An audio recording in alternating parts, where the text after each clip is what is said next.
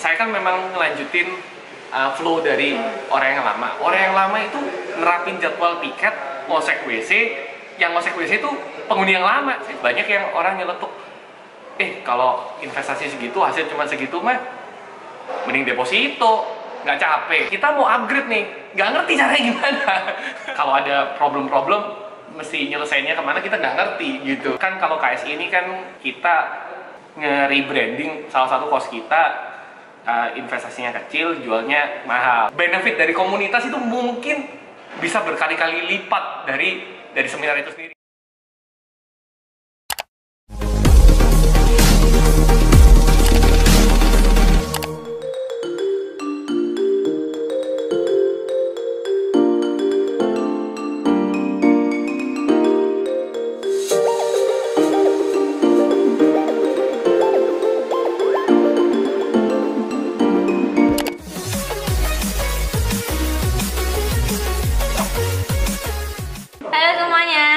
Kembali lagi di channelnya You Business Cost.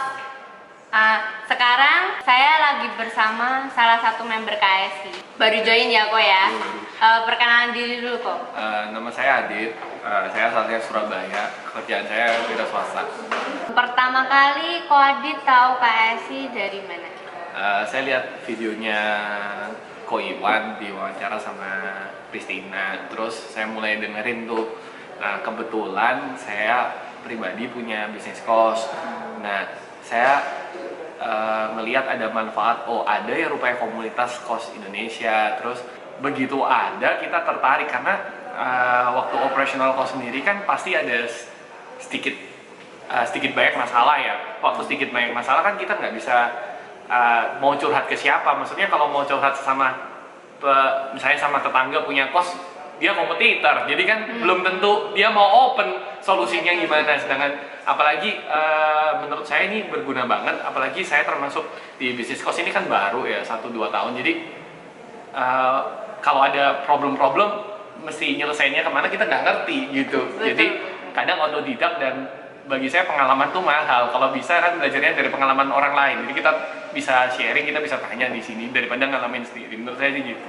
Bener, udah keburu rusak, baru bongkar lagi, uang lagi, belum tentu solusi yang kita mau kerjakan itu bener gitu ya. Iya, kurang lebihnya gitu.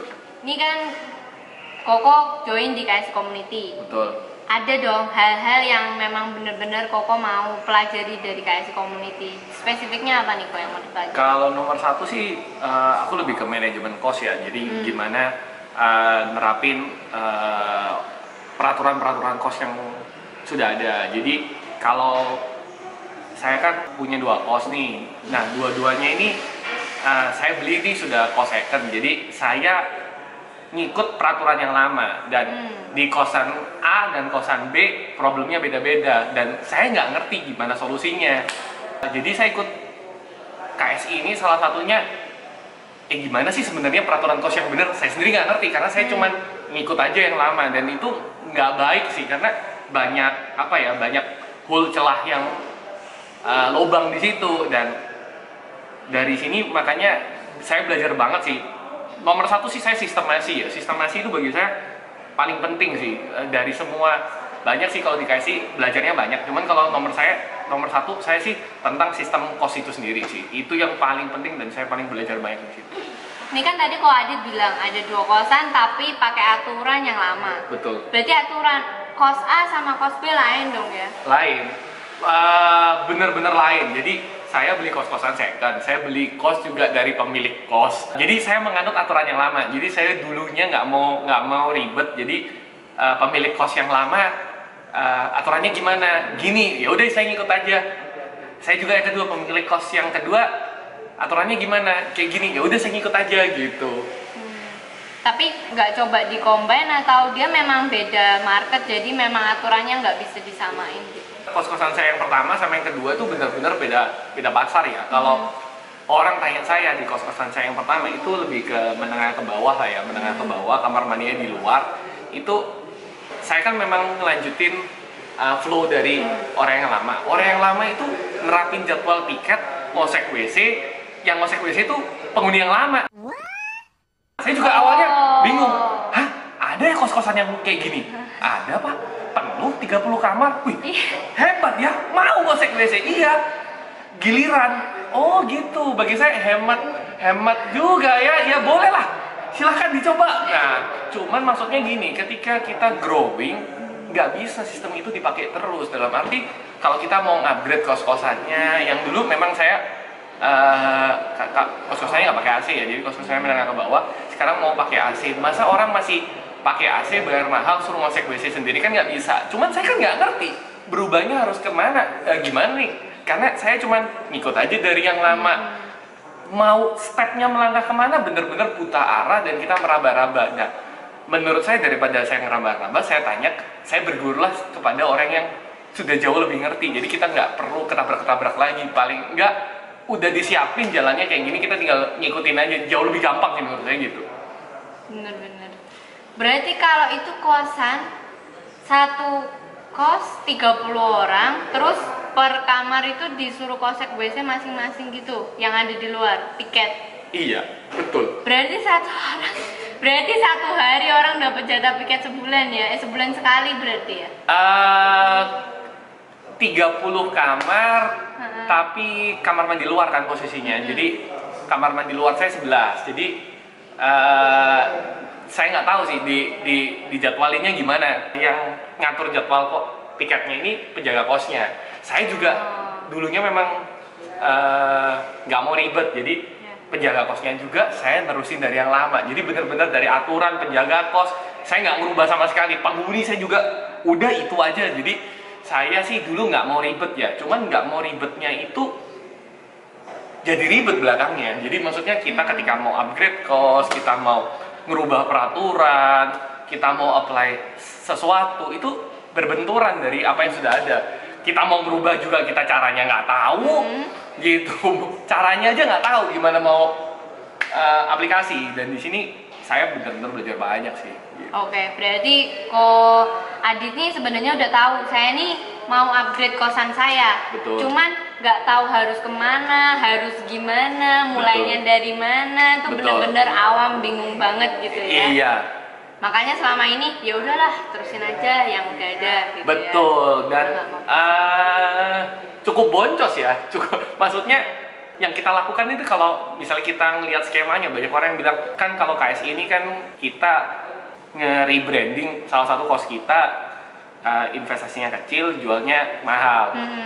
Iya. Saya nggak ngerti nih gimana caranya. Gimana?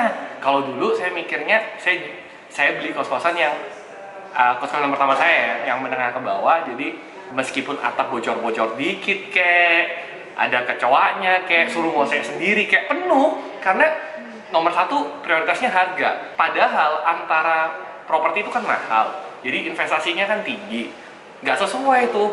Banyak yang orang nyeletuk, kalau investasi segitu hasil cuma segitu mah mending deposito, nggak capek. Betul. Nah, kita mau upgrade nih, nggak ngerti caranya gimana. Salah satu dari sekian banyak yang saya pelajari dari KSI sih.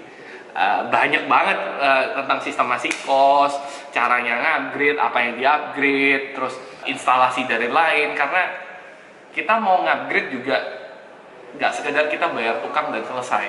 Rupanya, di sini sih lengkap banget sih, kayak mulai listrik, air, instalasi internet, TV kabel, semua diajarin.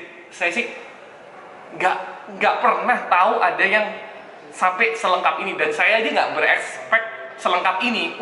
Gila, kayak ini datang sudah one whole package, udah kita dapat semua gitu. Jadi mau tanya apa lagi sampai bingung. Ya semua udah dijelasin, ya udah gitu. Jadi pokoknya yang dicari sama ini udah terjawab. Terus masih ada tambahan-tambahan yang lain yang sebenarnya malah nggak kepikiran, tapi ternyata bisa kayak gitu ya. Betul. Pesan-pesan buat teman-teman yang ada di luar sana? Bagi teman-teman yang di sana, especially atau apalagi yang lagi punya bisnis kos ya, ini sangat penting sih, sangat penting bagi kita untuk join di sini. Kita belajar banyak banget gitu dari Coach Iwannya sendiri, dari komunitasnya itu sendiri. Komunitasnya itu kita dapatnya bisa jauh lebih banyak. Jadi untuk saya pribadi misal saya punya masalah di AC, saya tuh ganti 4 CV loh untuk memperbaiki AC saya, dan jujur sampai detik ini masih masalah. Tapi ada satu orang di komunitas ini rupanya yang pakar AC segitu hebatnya sampai semua empat kontraktor dan CV AC yang saya mikirnya karena dia kerjanya AC, dia capable di bidang itu ya. Cuman dia tidak bisa men-solve masalah ini. Dengan di KSI kita karena basisnya community, wah ada satu orang yang jago banget di AC. Saya begitu ngomong filter air, ada satu orang lagi yang rupanya dia basicnya chemical, dia pinter banget tentang ini gitu. Jadi misalnya tentang instalasi listrik, ada satu orang lagi yang hebat banget di instalasi listrik. Jadi kita sih di sini selain dari seminarnya, komunitasnya itu kita dapatnya banyak banget sih. Jadi benefit dari komunitas itu mungkin bisa berkali-kali lipat dari seminar itu sendiri, karena seminar kita udah dapat banyak ya, tapi komunitas itu kita dapatnya jauh lebih besar lagi, karena di sini kita ada berapa ratus orang dan banyak kepala dan banyak koneksi di sini. Jadi kita kalau mau cari AC bisa tanya si A, kita mau tanya filter AC kita bisa di B, kita mau tanya desain rumah bisa sama si C. Jadi komplit sih menurut saya, enak gitu. Dan makin besar kita makin kuat lah kita gitu. Betul. Jadi karena basisnya komunitas itu secara long term akan membantu dari relasi maupun dari knowledge teman-teman yang lain gitu kan. Benar banget gitu. Untuk sekarang sekian dulu wawancara kita dengan Ko Adit. Terima kasih Ko Adit atas waktunya. Sama-sama. Sampai jumpa di lain kesempatan. Salam KSI. Dah.